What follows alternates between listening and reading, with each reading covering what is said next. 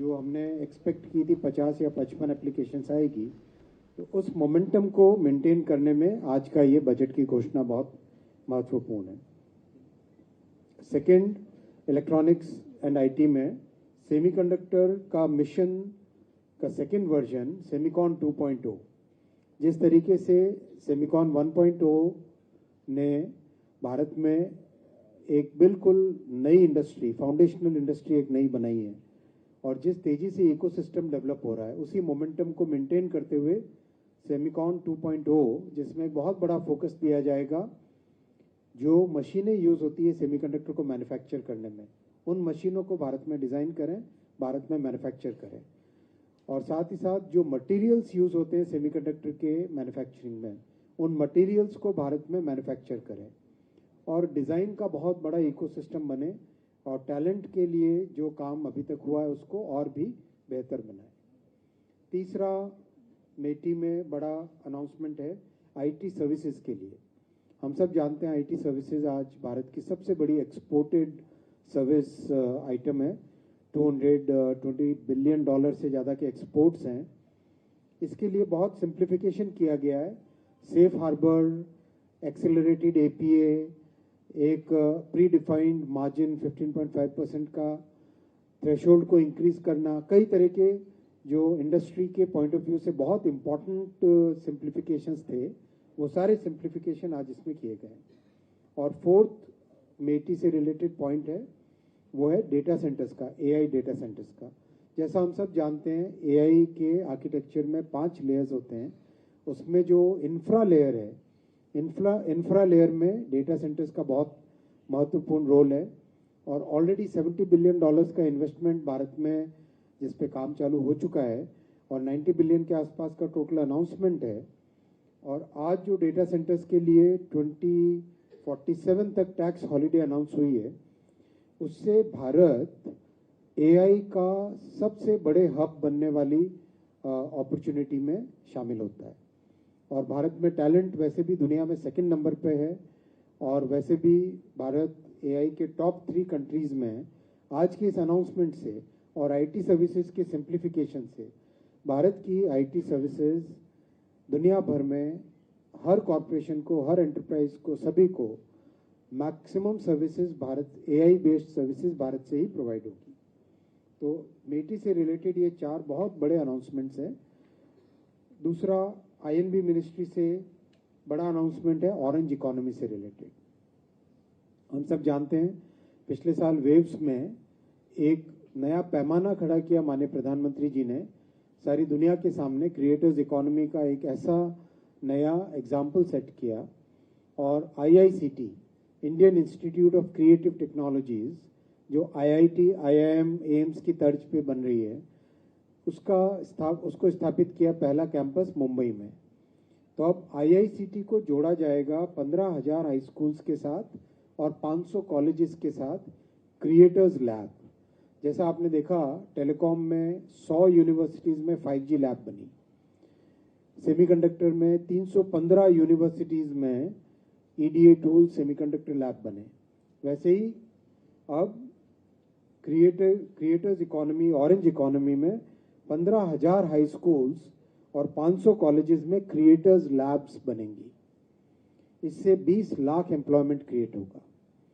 अगर हम मेटी का एम्प्लॉयमेंट इम्पैक्ट देखें, मेटी में, आईटी में और जीसीसी में और इलेक्ट्रॉनिक्स मैन्युफैक्चरिंग में मिला के करीब करीब 1 करोड़ का एम्प्लॉयमेंट है।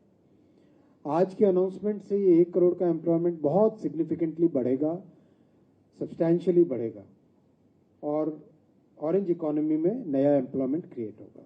अब मैं आता हूँ तीसरा, रेलवे पे। रेलवे का budgetary support 2,78,000 crore rupees budget में आज अनाउंस हुआ है। टोटल कैपेक्स 2,93,000 करोड़ रुपीस का है। आप सब जानते हैं कि सेफ्टी पे बहुत बड़ा फोकस है। 1,20,000 करोड़ सेफ्टी पे इन्वेस्ट किया जाएगा, और जो पास्ट परफॉर्मेंस हुई है, करीब 95% सेफ्टी इंप्रूव हुई है, 95% एक्सीडेंट्स रिड्यूस हुए हैं। अब उसमें और ज़्यादा फोकस करके maintenance, track maintenance, loco maintenance, wagon maintenance, coach maintenance, Kavach का रैपिड इंस्टॉलेशन, सीसीटीवी कैमराज लगाना, ओएचई जो ओवरहेड इलेक्ट्रिकल है उसको अपग्रेड करना, स्टेशंस का कंस्ट्रक्शन करना, इन सब पे और ज़्यादा फोकस देकर सेफ्टी को और इम्प्रूव किया जाएगा, कस्टमर केयर को, कस्टमर फैसिलिटीज़ को और इम्प्रूव किया जाएगा। 7 नए हाई स्पीड कॉरिडोर्स आज बजट में अनाउंस हुए हैं। अहमदाबाद और मुंबई का हाई स्पीड कॉरिडोर की जो प्रोग्रेस है, सारी दुनिया आज उसको नोटिस कर रही है, इतनी तेजी से काम चल रहा है और जिस क्वालिटी का काम चल रहा है, उसके बाद में आज ये जो 7 नए हाई स्पीड कॉरिडोर्स अनाउंस हुए हैं, उससे देश में ट्रांसपोर्टेशन सेक्टर पूरी तरह से ट्रांसफॉर्म हो जाएगा, चेंज हो जाएगा। चेन्नई, बेंगलुरु, हैदराबाद, ये एक साउथ हाई स्पीड ट्रायंगल या साउथ हाई स्पीड डायमंड बनेगा, जो कि complete 5 south Indian states, Karnataka, Telangana, Andhra, Tamil Nadu, Kerala और पुदुचेरी यूटी, इसके लिए एक बहुत बड़ा वरदान साबित होगा, बहुत बड़ा बोन साबित होगा। चेन्नई बेंगलुरु ट्रैवल 1 घंटे 13 मिनट की रह जाएगी, मात्र 1 घंटे 13 मिनट। बेंगलुरु हैदराबाद मात्र 2 घंटे की जर्नी रह जाएगी। चेन्नई हैदराबाद 2 घंटे 55 मिनट की जर्नी रह जाएगी। तो चेन्नई, बेंगलुरु, हैदराबाद, ये तीनों बड़ी इकोनॉमीज हैं, बहुत बड़े शहर हैं और आईटी टेक्नोलॉजी के बड़े हब्स हैं। इस डायमंड से, हाई स्पीड डायमंड बनाने से एक मेजर ग्रोथ का मल्टीप्लायर साउथ इंडियन स्टेट्स में आएगा, जो कि देश के लिए अच्छा है, साउथ इंडियन स्टेट्स के रहने वाले सभी निवासियों के लिए बहुत अच्छा है। फिर अभी मुंबई से अहमदाबाद का कॉरिडोर बन रहा है, नेक्स्ट मुंबई से पुणे का कॉरिडोर बनेगा। मुंबई पुणे कॉरिडोर से मुंबई और पुणे प्रैक्टिकली एक तरीके से मर्ज हो जाएंगे। सिर्फ 48 मिनट्स में मुंबई से पुणे पहुंच सकते हैं, ओनली 48 मिनट्स। तो इससे मुंबई और पुणे प्रैक्टिकली मर्ज हो जाएंगे और आगे फिर पुणे से हैदराबाद 1 घंटे 55 मिनट में, 1 आवर 55 मिनट्स में, यानी अहमदाबाद, मुंबई, पुणे, हैदराबाद और आगे नीचे चेन्नई और बेंगलोर से कनेक्टिविटी। ये देश के लिए और यहाँ इन सभी राज्यों में रहने वाले निवासियों के लिए बहुत बड़ा वरदान साबित होगा। वैसे ही नॉर्थ इंडिया में दिल्ली से वाराणसी, उत्तर प्रदेश के कई शहरों को जोड़ने वाला ये कॉरिडोर, और दिल्ली से वाराणसी मात्र 3 घंटे 50 मिनट में ट्रैवल कर पाएंगे। और आगे वाराणसी से पटना होते हुए सिलीगुड़ी, वेस्ट बंगाल में सिलीगुड़ी है, वहां पर मात्र 2 घंटे 55 मिनट में वाराणसी से पटना होते हुए सिलीगुड़ी पहुंच पाएंगे। यानी दिल्ली से उत्तर प्रदेश, बिहार और वेस्ट बंगाल, इस पूरे बेल्ट में एक नया इकोनॉमिक कॉरिडोर बनेगा। हेल्थ केयर हो, एजुकेशन हो, किसी भी तरह के काम के लिए आना जाना हो, इकोनॉमिक एक्टिविटी बहुत मल्टीप्लाई होगी, बहुत बड़ा इससे बेनिफिट मिलेगा। करीब ये 4000 किलोमीटर के 7 नए कॉरिडोर्स हैं और करीब 16 लाख करोड़ रुपए का इन्वेस्टमेंट इन सब में आएगा। और बड़ा अनाउंसमेंट हुआ है नए डेडिकेटेड फ्रेट कॉरिडोर का। हम सब जानते हैं वेस्टर्न फ्रेट कॉरिडोर और ईस्टर्न फ्रेट कॉरिडोर की बहुत सिग्निफिकेंट प्रोग्रेस है और उसमें ऑलरेडी सेचुरेशन लेवल पे पहुंच गए। 400 train per day in corridors में ऑलरेडी ट्रेवल कर रही है। और बंगाल से गुजरात को जोड़ने वाला, बंगाल में दांकुनी से जोड़कर उड़ीसा, छत्तीसगढ़, मध्य प्रदेश और महाराष्ट्र से होते हुए गुजरात में सूरत में टर्मिनेट होगा ये, और सूरत में वेस्टर्न कॉरिडोर से जुड़ेगा, जिससे कि कोई भी इंडस्ट्री सामान अपना वेस्ट कोस्ट के किसी भी पोर्ट पे भेजना चाहे, चाहे गुजरात के पोर्ट्स हो चाहे महाराष्ट्र के पोर्ट्स हो, वेस्टर्न कॉरिडोर से जुड़ जाएगा। तो एक तरीके से ईस्टर्न कॉरिडोर, वेस्टर्न कॉरिडोर और ये east west freight corridor, east west freight corridor, ये 2052 किलोमीटर का ईस्ट वेस्ट फ्रेट कॉरिडोर और 7 हाई स्पीड कॉरिडोर्स मिलकर रेलवे की एक टोटली नई ट्रांसफॉर्मेशन, एक नई एनर्जी देंगे। और देश में तेजी से Vande Bharat slippers, Vande Bharat chair cards, Amrit Bharat, नमो भारत, इन सब का मैन्युफैक्चरिंग तेजी से हो रहा है। वैगन्स का इंडक्शन रिकॉर्ड लेवल पे है और ट्रैक्स रिकॉर्ड लेवल पे बन रहे हैं। 35,000 किलोमीटर ट्रैक्स बन चुके हैं, 47,000 किलोमीटर्स इलेक्ट्रिफिकेशन हो चुका है इन 10 वर्षों में। इलेक्ट्रिफिकेशन 99.5% से ऊपर पहुंच चुका है। तो ओवरऑल देश में एनवायरमेंटल बेनिफिट को अगर देखें हम तो railway 95% less polluting compared to highway होता है, इसीलिए ये बड़ा फोकस है माननीय प्रधानमंत्री जी का रेलवे के डेवलपमेंट पे। मैं इन तीनों पॉइंट्स पे, तीनों मिनिस्ट्रीज के बेसिक पॉइंट्स, फंडामेंटल पॉइंट्स आपके सामने रखे। आप कहना चाहेंगे?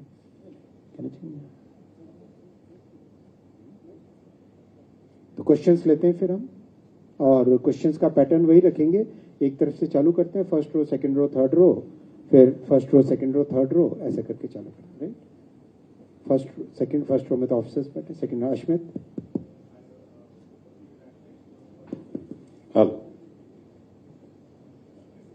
कोई बात नहीं, you are audible. So there's a big push that the government has sought to give as far as the data center capacity is concerned. Towards that end, tax holiday is something I'm sure the industry will welcome. What I want to ask is that there was also a reference made to nuclear power. You've talked about that in the past as well. If you could elaborate the tax benefit that has been given, customs duty waiver for inputs required for nuclear power. What support do you see that lending to the data infrastructure that we're looking to build? Nuclear power basically will feed into the fifth layer, the energy layer of AI architecture. And it's very important that we have nuclear power, because nuclear power will provide the base load clean power which is required for long-term sustenance of the AI economy. And for that, today many reforms, many simplifications have been announced, and this will really help us bring that new energy which is required for the large number. We are expecting maybe even $200 billion of investment in data centers. Already, as I said, $90 billion is already announced, 70 billion is already getting into construction. So with this announcement and with the simultaneous announcement on nuclear power, this will be a very big journey which will create, and we are seeing a lot of interest from AI server manufacturers who would now like to manufacture AI servers in India. We are also seeing a lot of interest in doing the ATMP for the AI chips in India.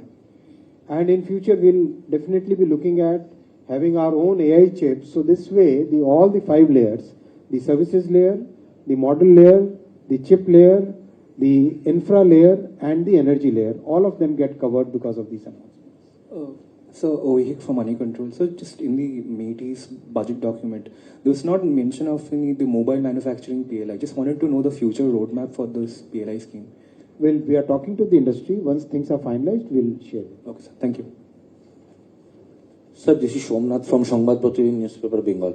Sir, जैसा कि सामने ही elections होने जा रहा है और सबको कुछ एक्सपेक्टेशंस था कि पोल बाउंड स्टेट्स के थोड़ा ज्यादा कुछ मिल सकता है, तो बंगाल के लिए इससे जो अभी बताया गया इसके अलावा और कुछ है क्या? और दूसरा चीज ये है सर, ये जो नया वंदे भारत स्लीपर जो चलना चालू हुआ है, इसमें एक सवाल ऐसा आ रहा है कि इसमें खाली वेज फूड ही मिल रहा है, नहीं नॉन वेज भी मिलने वाला है, पर आप बजट पे रखो अपने क्वेश्चंस को। कल मैं बंगाल के सभी जर्नलिस्ट का अलग से प्रेस कॉन्फ्रेंस लूंगा जब रेलवे का बजट वहां पे प्रस्तुत हो जाएगा, उसके बाद में। वैसे भी 2 बहुत बड़े प्रोजेक्ट्स आज बंगाल को रहे हैं, एक तो हाई स्पीड कॉरिडोर है, दूसरा फ्रेट कॉरिडोर। फर्स्ट रो में और कोई नहीं, नेक्स्ट रो, हाँ नेक्स्ट रो, इसमें पहले इस रो में सेकंड रो बिल्कुल एकदम लॉजिकली चलो, first row, second row, third row.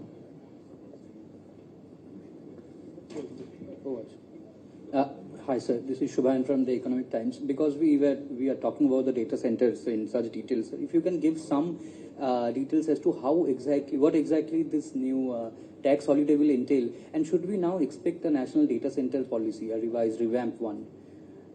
This is bigger than national data center policy, right?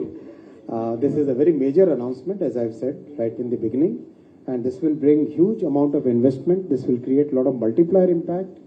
This will create the infra which is required for our services layer, services industry, to be able to provide those services to the world. So this is a very, very major thing, and this will bring in investment. This will create demand for so many other activities which are connected with the data center. As I said, AI server manufacturers want to set up their plants in India now. Chip manufacturers want to have some value add done in India, and in future the chips also can be fabricated in India. So all those things are definitely going to be the outcome of this. Thank you, sir. Sir, Ashish from Business Standard. First of all, congratulations on the budget. The budget also mentions an outlay of 1,000 crore for ISM 2.0. So if you could give some color on what will be the money spent on, I know that the project is yet to be announced, but some color on what kind of projects would you like to see? ISM 2 will have huge focus on equipment which are used for manufacturing semiconductors. Second, materials which are used for manufacturing semiconductors. Third, the design ecosystem. Fourth, creating very strong capabilities in 6 major activities. One is RF, second is compute, third is memory, fourth is network management, fifth is the controllers.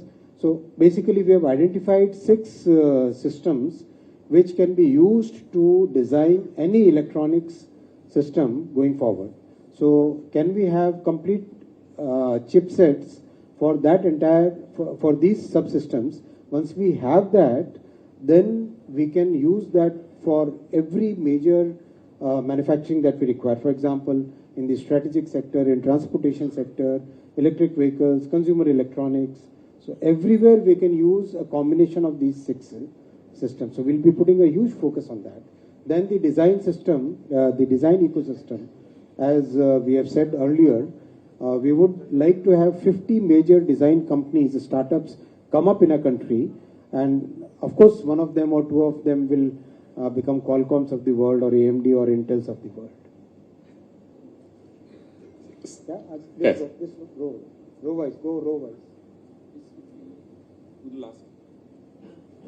Shivaji, aap manage karo. Sir, Kerala has a strong expectation on high-speed corridor, but it is not in the budget. And East Region is going to start an office from tomorrow for a new rail corridor project. And what we expect from the next days?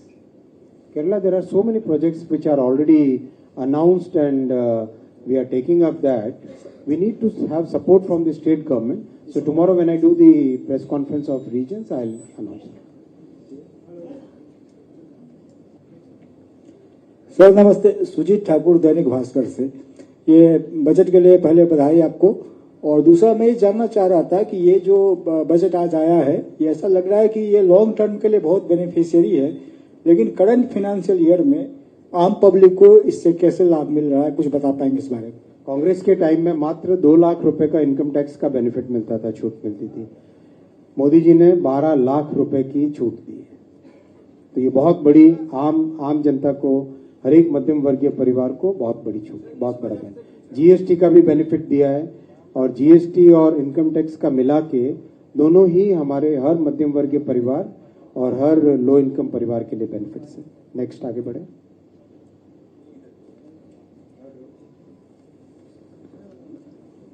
Sir, tax holiday के बारे में थोड़ा, अगर if you can share some details, what exactly, I mean what all अभी details आएंगे ना budget document. And the other thing is sir, basically giving them such a long tenure tax jobs. Listen, for the 5th industrial revolution, for the AI economy, what is the most important point that you require if you want to have a major presence in this economy? We need to have the AI infra within our country accessible to our IT industry so that they can provide services to the entire world. That is why this huge focus on making sure that our AI infra layer becomes a very prominent layer in the entire AI stack. That's the primary thought process in having such important announcement for AI data centers. Secondly, once you have the AI data centers, then the manufacturing ecosystem for chips, for AI data servers, for all the components which go in setting up the data centers, that also gets a multiplier impact. Third, the talent that we have, we are the second largest talent pool in the world. That talent pool can be utilized best if the infra is available. So look at the entire picture, look at the whole picture. I'll come to the point about energy consumption, resource consumption. A lot of innovations are happening. Just recently I met with a startup which is able to reduce energy consumption 35%. Then there is one startup which is working on a very micro nuclear power generator, which basically sits on a rack. So every rack can have a micro nuclear generator, is the claim made by that startup. All those innovations are happening today. Let those innovations, let India take the benefit of those innovations. That's the thought process. Hi sir, this is Dhruvarsh from Business Standard. I have two questions. I hope you won't mind me asking one by one. First is that on the high-speed rail, congratulations on getting that proposal through. A lot of the groundwork has already been done in terms of the background work has already been done on some of these corridors. So what can you update us in terms of the cost, funding partners, and how much of indigenization will happen? And also the idea that the first rail corridor went through a very lengthy multilateral funding route, and that has been an experience. So in that context, will these corridors be indigenously funded? Will there be multilateral funding involved? And what is the kind of timeline and cost that we can expect from these 7 corridors? Another 3-4 months we'll come out with a proper, complete, detailed plan on all these. What's important is our country has really gone up the learning curve in the first corridor. Today our engineers understand the entire technology, the civil construction, track construction, OHE construction, station construction, the wheel-rail interaction, those dynamics, the signaling system's importance in this, all those things, the rolling stock, special parameters, how it's so important to have absolutely airtight manufacturing and design, so that when the vacuum gets created, that layer of vacuum gets created around the moving train, all those factors are today well understood and well absorbed by our teams. And that's a very big thing. That's a very, very significant change which has happened because of the first corridor. And we have to build upon that experience. We have to build upon that learning which has happened in our country, and the indigenization which has already happened in a very significant way in our country. There are people who are part of the construction teams who initially imported some of the items, and now they have become exporters. People in Baroda, people in Rajkot, people in Coimbatore, who have become exporters of those items because of their work, because of their good work on the first corridor. So that capability has got developed in our country, and that confidence is there. A lot of hard work, as you rightly noted, a lot of hard work has already gone into standardizing these corridors. What should be the standards? What should be the construction methodologies, technologies to be used in these?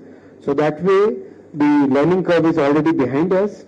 So that way we'll be able to take up these corridors at a much faster pace.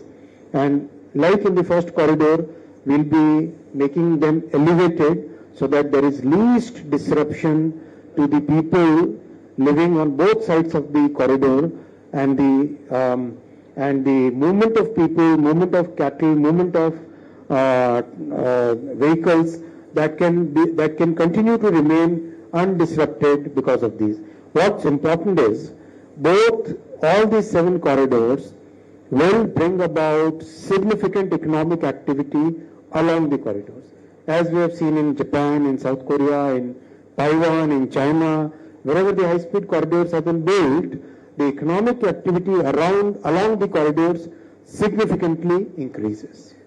So is there a likelihood we could go solo on any of these corridors? We'll come, as I said, after 3-4 months we'll come up with a full. Right. And so the second question was on the revenue receipts. Just wanted to understand a bit on that. There was a downward revision in the revised estimates of both the passenger receipts and the goods receipts.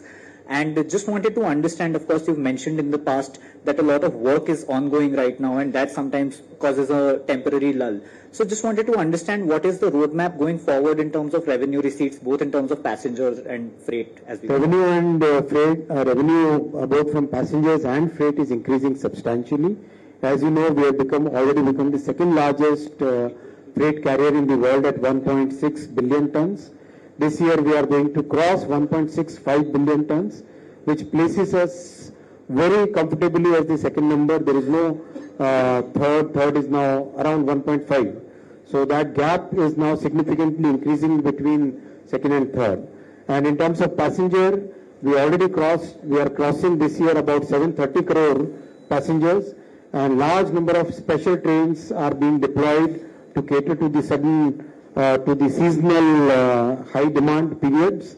So that way, today railway is getting into a situation where we are able to meet those big peaks of demand which comes, and also the industry today is practically, I mean, you have seen the power sector, right?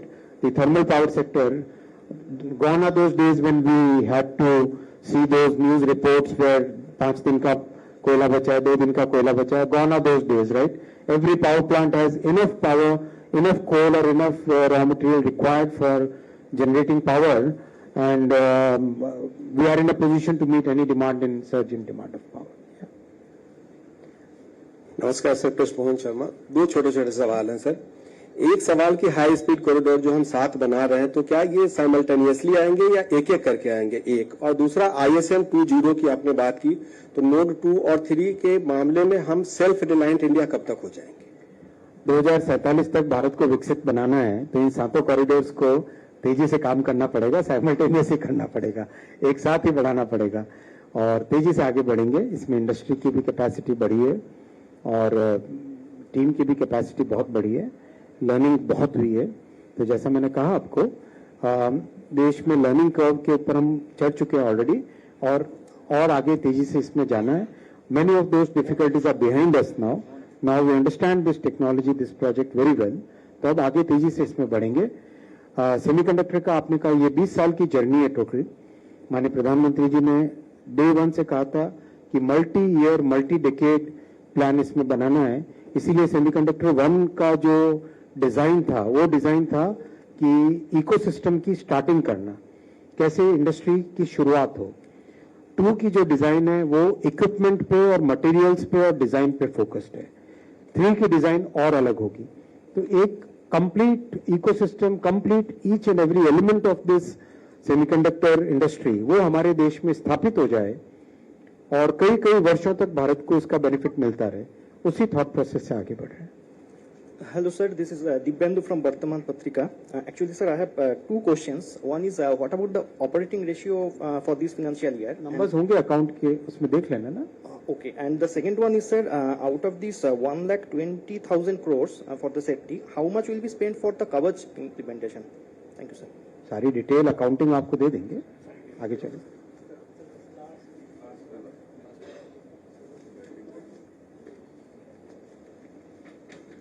दो चीजें होती है, finance और accounting. आप budget, economy, direction, उस पे बात करें.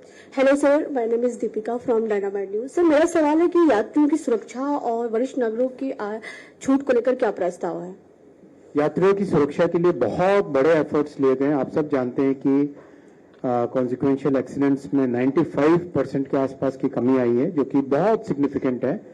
और जिस तरीके से फोकस है सेफ्टी पे, अगर देखें हम कांग्रेस के समय में सेफ्टी पे बिल्कुल भी ध्यान नहीं दिया जाता था.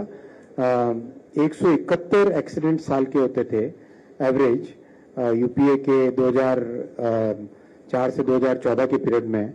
आज वो कम होकर 12 पे आ गया वो संख्या. मतलब इतना बड़ा एम्फेसिस दिया गया और अभी भी बहुत फोकस है. डेली डीजी सेफ्टी से मेरा पहला कॉल सुबह डीजी सेफ्टी के साथ होता है.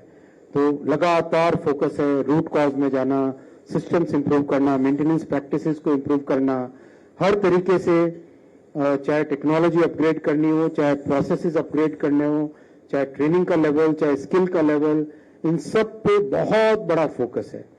और दूसरी बात, करीब करीब 60,000 करोड़ रुपए की सब्सिडी पैसेंजर्स के खाते में जा रही है ऑलरेडी. करीब 60,000 करोड़ की सब्सिडी है. यानी अगर कॉस्ट, अगर ट्रांसपोर्टेशन की 100 रुपए कॉस्ट आती है, तो 100 रुपए कॉस्ट में हिसाब से 100 रुपए से ज्यादा का होना चाहिए टिकट, लेकिन अभी टिकट 55 रुपए का है. यानी 45 रुपए की सब्सिडी अभी भी दी जा रही है 100 रुपए में से 45% सब्सिडी दी जा रही है। आगे चले सर मेरा दूसरा सवाल है कि सर आम नागरिक सर जो गर्मी के मौसम में होते हैं आम नागरिक जनरल डिब्बे में से सफर करते काफी परेशान होते हैं, क्या आपको नहीं लगता कि 17,000 नए जनरल डिब्बे बन रहे हैं मैडम, 17,000। सर इसमें एसी कोच की व्यवस्था होनी चाहिए, क्या आपको नहीं लगता सर? थोड़ा सा बजट उनके रात थोड़ा बढ़ा दिया जाए, लेकिन समझ लो madam. From outlook Sir, how will ISM 2.0 specifically support the need of strategic sectors like defense and मैंने कहा ना 6 डिफरेंट सिस्टम्स को डेवलप करेंगे, they will all be used for strategic as well as commercial sectors. आगे चले जल्दी जल्दी, बहुत लोग हैं।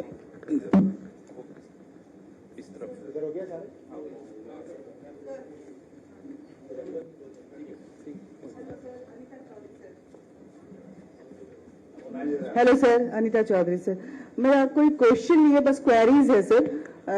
3 है। एक तो बुद्धा सर्किट, छोटे छोटे हैं। बुद्धा सर्किट की बात मिनिस्टर साहब ने किया, वित्त मंत्री साहिबा ने, तो क्या उस बुद्धा सर्किट में रेलवे मेजर रोल प्ले करने जा रहा है, जो नॉर्थ ईस्ट में बुद्धा सर्किट को कनेक्ट करने की बात कही गई है?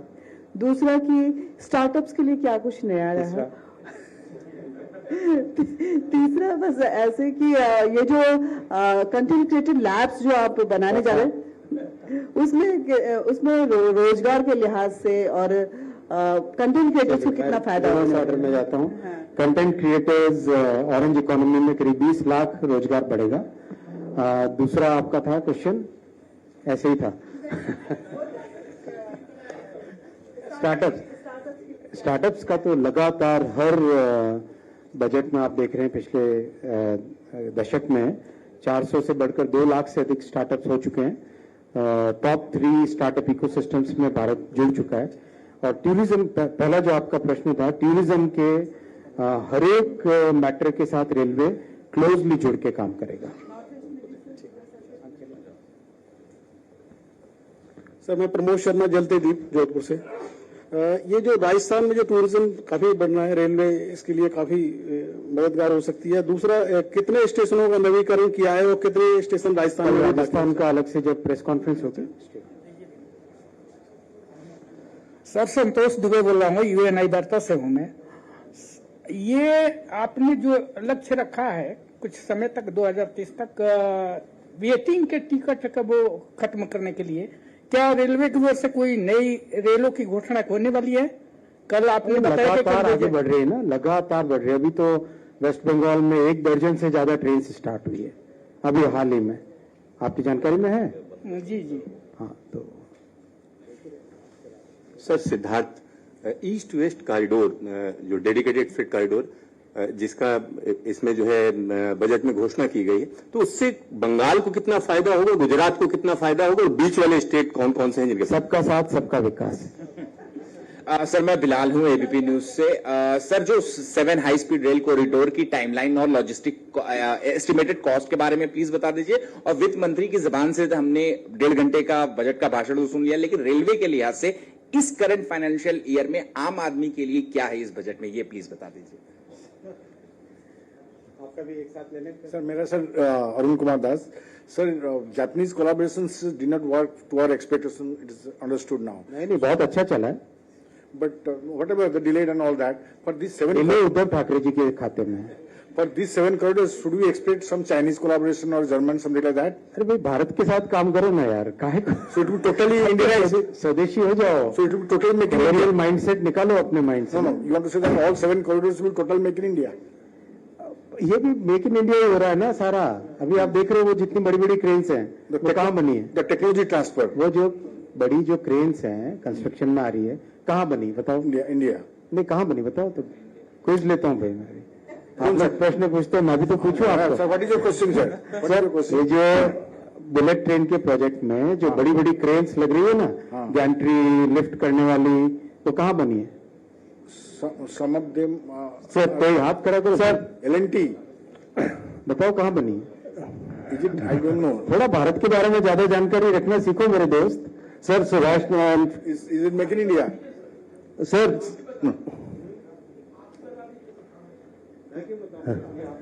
no sir, my question is that So will there be foreign technology collaboration for the 7 projects? Bharat अब ऐसी पोजीशन में आ गया है, मैं आपको बताऊं, रेलवे की टेक्नोलॉजी का सबसे इंपॉर्टेंट पार्ट क्या होता है किसी भी ट्रेन में? Propulsion system. सबसे कॉम्प्लेक्स वही होता है, बाकी तो मेटल बेंडिंग है केवल, बाकी तो बहुत आसान है काम। सबसे डिफिकल्ट होता है प्रोपल्शन। आज भारत में डिजाइन, भारत में बना हुआ propulsion Switzerland, Germany, France, Spain, America, यहां पे एक्सपोर्ट हो रहा है। सर थोड़ा सा भारत के बारे में ज्यादा जानकारी रखने की आदत डालिए पत्रकार मित्रों, समय चेंज हो गया है। सर दिस साइड क्या था आपका सवाल? आपका ये सवाल का जवाब ये है कि भारत के रेलवे के यात्रियों के लिए और हर 140 करोड़ नागरिकों के लिए रेलवे में मेजर ट्रांसफॉर्मेशन हो रहा है। 2,78,000 करोड़ का बजट है। नई गाड़ियां आ रही हैं, नए कॉरिडोर बन रहे हैं, हाई स्पीड कॉरिडोर बन रहे हैं और खूब सारी नई वंदे भारत गाड़ियां भी आ रही है और खूब सारी नई अमृत भारत गाड़ियां भी आ रही है। 17,000 जनरल कोच बन रहे हैं और ओवरऑल लगातार नई से नई गाड़ियां जुड़ती जा रही हैं। आगे चलें। Sir, Subhash Nayan from Mint. Just wanted to understand this east-west corridor. Is there a timeline for completion of those projects with the Modi ji के टाइम में वो इनॉग्रेशन, फाउंडेशन भी वही करते हैं, इनॉग्रेशन भी वही। and any investment plan का सारा बताएंगे ना आपको, आगे भी तो पेपर छपाना है ना आपको। Sir, Deepak from News 9. Sir, how much of this budget will be dedicated to, bettering the existing lines versus the flagship new projects? Continuously improve तो कर ही रहे हैं। आपको जानकारी के लिए मैं कहना चाहूंगा, करीब करीब 7,000 किलोमीटर एवरी ईयर हम अपग्रेड कर रहे हैं एग्जिस्टिंग लाइंस को। 7,000 किलोमीटर, मतलब आप सोच नहीं सकते इतना बड़ा अपग्रेडेशन का प्रोग्राम इतिहास में कभी नहीं हुआ है। और 80% of the tracks have already been upgraded to 110 kmph and better track structure which is safer. And Kavach का लगातार तेजी से इंस्टॉलेशन चल रहा है। ओवरहेड इलेक्ट्रिकल का 2x25 kV में अपग्रेडेशन चल रहा है। स्टेशंस का अपग्रेडेशन चल रहा है। Existing projects, existing lines, existing routes, उसका अपग्रेडेशन का मैसिव सिस्टम चल रहा है। इसीलिए अब समय आ गया कि अब एक और भी बड़ा काम उसमें हाथ में लिया जाए, इसलिए ये 7 बड़े प्रोजेक्ट्स हाथ में लिए। Sir, I am Bharagopal from Mathrubhumi. In the opening remarks, you were telling that the southern corridor, it will benefit Kerala also. Will that corridor passes through Kerala? People move from Kerala to Tamil Nadu to Karnataka to Telangana. Don't people move there? Yeah, but this corridor moves through Kerala. If you are moving, if a person from Kerala is using that corridor, isn't it benefited? Chalo, sir, it's a specific question. Let's go next. Done? Anything else to be added? Anything else to be added? Thank you, friends. Thank you.